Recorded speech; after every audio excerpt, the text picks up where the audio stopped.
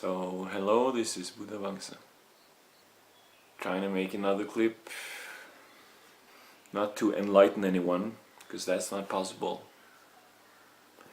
but to try to clarify for people exactly what this is, this teaching of the Buddha. The teaching of the Buddha is concerned about one thing only, and that is suffering and how to remove it. To try to say it easy so that everyone can understand, that's the challenge for us. That's what me and Buddha Vangsa are trying to do through our writing and our instructional material. So, when you see me make these videos, you may observe that I have different identities from time to time, depending on the mood, what I have been filling my mind with that day, and the mood and the impressions of the day and the intention of making the material. So depending on so many different factors, different kinds of I, different kinds of identities manifest, emerge. But they are all fabrications. They are all something that we create. They're real to us, but they don't have an independent existence. They're something we create on top of our experience. So you have the immediate experience, everything is coming at you through the six senses, the sight, the hearing, the smell, the taste, the touch, and the mind. Impressions are coming at you all the time. This is the immediate experience. You see something, you hear something, you smell something, you taste something, you touch something, you think something.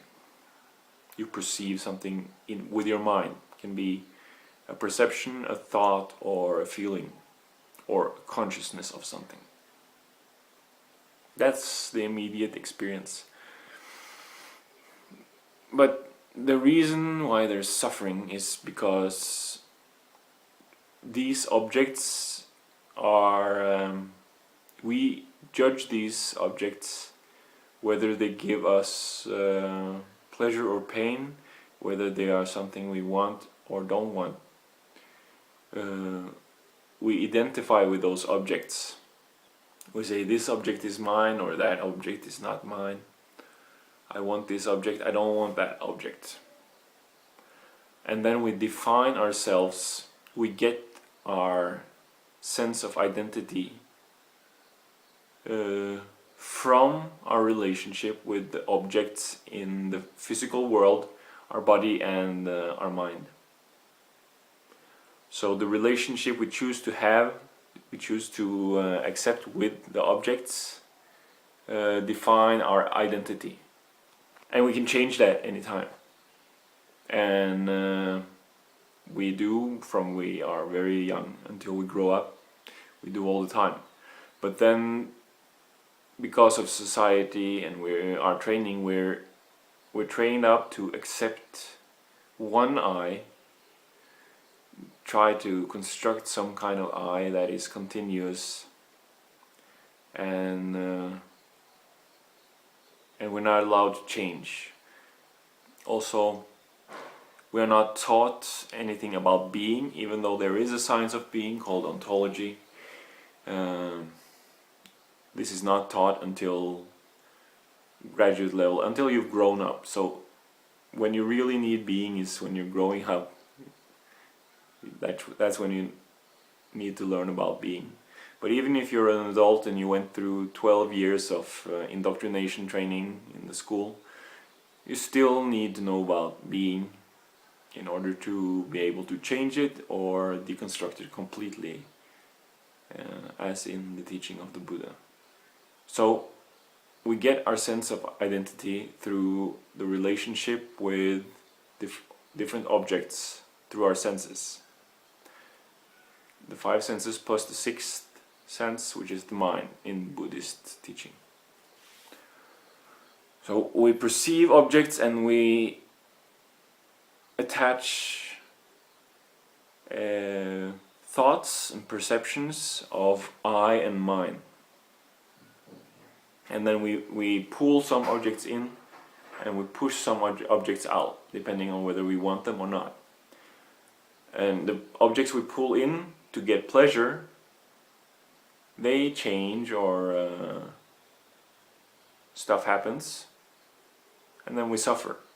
Or the things we try to push out, they come anyway, and then we suffer. The reason we suffer is because we identify. We crave different objects and we crave not having other objects. And when things aren't according to our craving, then we suffer. Also, when we get all hung up about one object or a set of objects, we limit our experience down to our relationship with those objects, and then we miss the whole rest of the experience.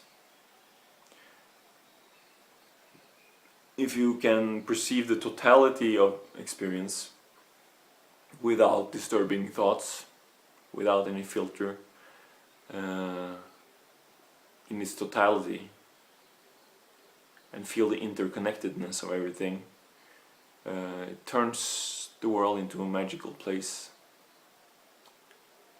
But the moment there is an I emerging in relation to one of those objects in totality, then perception of totality disappears, and you only see the object and your relation with the object, and then you're trapped in a maze, relating to the object, trying to find out how you can get it or get away from it, depending on whether you perceive it as desirable or not. We think we get pleasure through relating with it and identifying with these objects, but actually they are only suffering. Even if we perceive that we get some pleasure from it, intoxication or sex or whatever, even though it's perceived as pleasurable, it's only because it's more pleasurable than the state of being you just had, or the quality of the perceptions of your past, your memories. So there, maybe having sex is less suffering than going to work, but even having sex is a disturbance of the mind, an expenditure of energy, clashing of two egos most of the time. Most of the time it's not really satisfying, but we crave it, and the craving for it disturbs the mind in such a way that when you do get it and you get release from that craving, the mind relaxes, and that is also perceived as pleasurable, that we don't feel the craving for a little while. We are not disturbed for a little while, or at least we are less disturbed. But even intensely pleasurable experiences, perceived as pleasurable, like having sex or a powerful drug, any kind of drug, is perceived as pleasurable only because it's less suffering than your previous existence. So you want to get away from one situation, you go to the next one you escape from the last situation by choosing something that you perceive as less suffering. You perceive it as pleasurable, though it's really not. Maybe it's less suffering, and then always after you've enjoyed the object, then there's more suffering later. So the only real pleasure, the only real happiness, is the absence of this disturbance of the mind called craving, and the absence of relating to objects as either I or mine, as relating to objects in your experience as belonging to you or being a part of your identity. If you're totally free of craving, if you're totally free of slapping labels of I and mine on objects, of pulling in some object and pushing other objects, this struggling, this mental disturbance, if you're totally free of that, then you're enlightened, then you're an arahat. If you understand that the I is a fabrication based on trying to make objects mine or push them away, not mine. If you don't understand that the I is a fabrication, then you're a putujana. It's called a putujana. It's someone who hasn't contacted this teaching, who's totally identified with his story about his relation to objects. If he tries to find his self anywhere, he can't. But he has a feeling that there is a self, because he's experiencing his relationship with all these objects. But actually what's going on is craving for some objects, aversion for others, pushing them away, and identifying with those experiences, with those objects. Now, the other one I mentioned, the one who has completely quenched craving and I and my making, is the arahant. That's where we want to go. That's the ultimate happiness. That's completely open and tranquil state of mind. I'm not an arahant, so obviously I haven't tasted the experience fully, but I am the middle class, the student, the seika, the one who has contacted the authentic teaching and is practicing. So I've had pre-tastes of this state of mind. I can experience it sometimes under meditation or in reflexive experience, like Buddha Vangsa is writing about. You should really check out Buddha Vangsa's blog, ergontic.com. He's translating Vettimuni's book, The Ambiguity of Existence, and we think this might give you a handle on the Buddha's teaching in the language of existential philosophy. What we're doing is we're doing phenomenology. We're studying our existence firsthand. We're not sitting down and speculating about the experience. We're not thinking, oh, maybe it's like this or maybe it's like that. Maybe there's a God and maybe there's an I and maybe there's life after death or maybe there isn't. Or you can't know these things by experience. So you gotta you gotta start from where you are. You gotta start from your experience, and that's called phenomenology. So you have three types of experience. One is immediate experience, that is your impressions through the senses. Number two is reflective experience, that is thinking about memories, thinking about sense perceptions in your memories. Theoretical knowledge is reflective experience. So it might be good for some things like teaching, or making a structure of your knowledge, but if you want real experiential knowledge, phenomenological knowledge, you can't just think about thoughts, you have to observe experience firsthand. So that's the third type of experience that we want to cultivate, a reflexive experience with an X. That means being aware of our experience. So whether we sit down in meditation or we walk around in the world, we try to have yoniso manasikara, systematic attention. So whether we sit down or stand up or walk around or eat or go to the bathroom or whatever, we try to observe our awareness of the experience. So if something enters through the eyes, take a beautiful girl for example, then you judge that through just seeing a form. So you tell your experience, you label your experience seeing.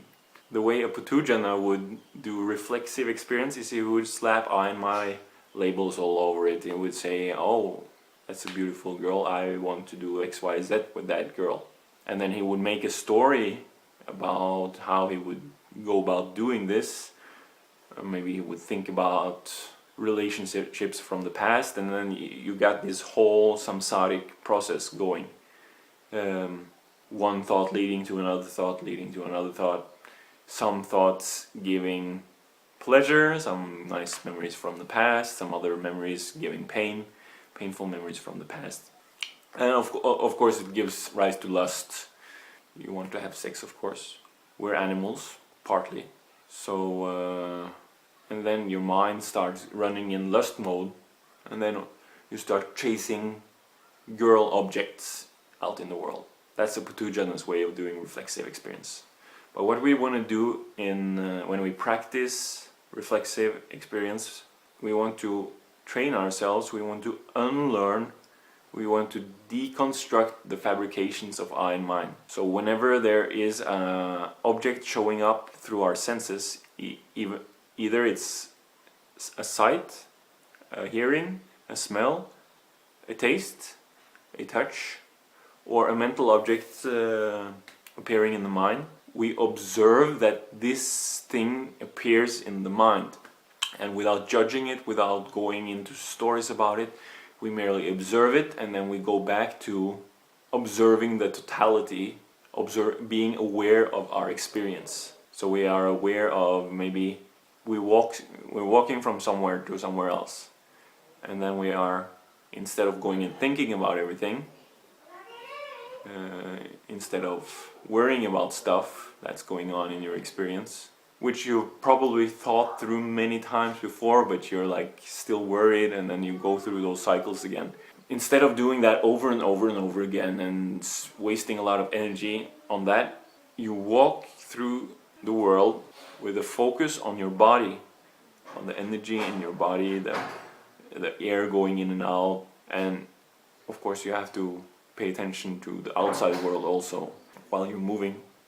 So you look in different directions, but instead of contacting objects and thinking about them and wanting them or pushing them away, you put your sight on the space between the objects, for example.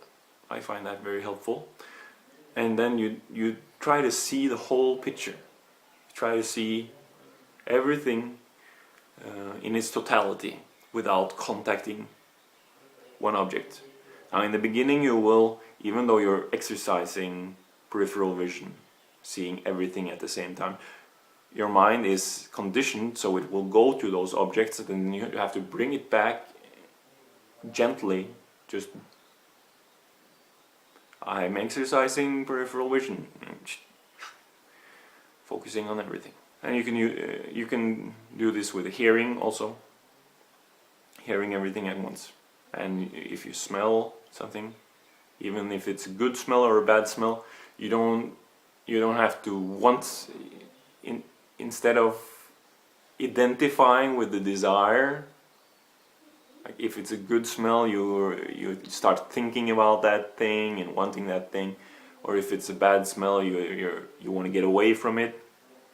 Instead of attaching I and my labels and craving to the experience, you let there just be smell, and you go back to focusing on your body and your breath and seeing everything, hearing everything, the totality of the experience. You're not in the senses, you're not identified with the senses, you're taking a step back and you're observing your experience.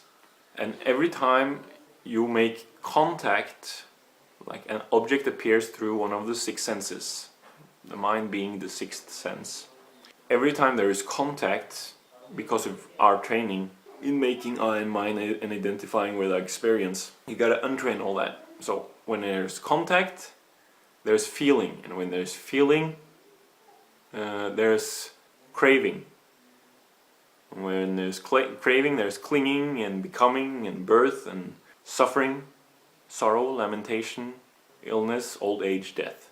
And when I say all those words, it's not the physical body we're talking about, it's the experience of the object.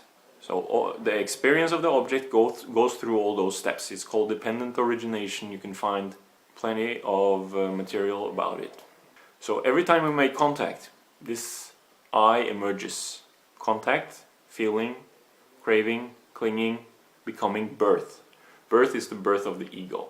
So we should observe this in our own experience. When the I appears, or when really you want to stop it at contact or feeling, because if there's feeling, there's almost certainly identifying with the feeling and craving more, or if it's a bad feeling, craving not having that feeling. So you want to stop it right there and go back to awareness of the body instead of identifying with it, making I levels.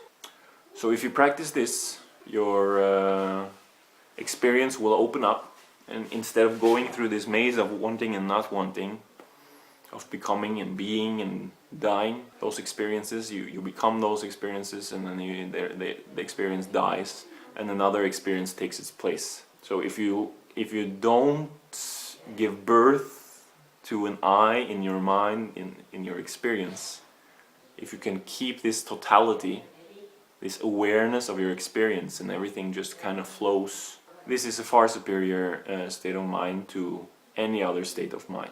And it will give you so many benefits: increased concentration, awareness, increased view of your opportunities, your space.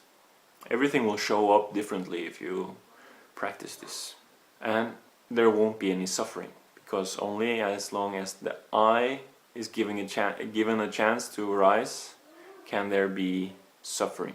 Suffering is in the relationship between the fabricated I and the object. So that's what we want to stop. Okay, that's about half an hour. I hope this is clear. Practice this, seeing like this in meditation and while moving around in the world. If you watched my other videos, public meditation, meditation monkey, or even the martial art clips, you can practice seeing like this while you're doing your other activities, and it will give you great benefits, release you from your suffering. Well, I'm not really trying to sell anything here.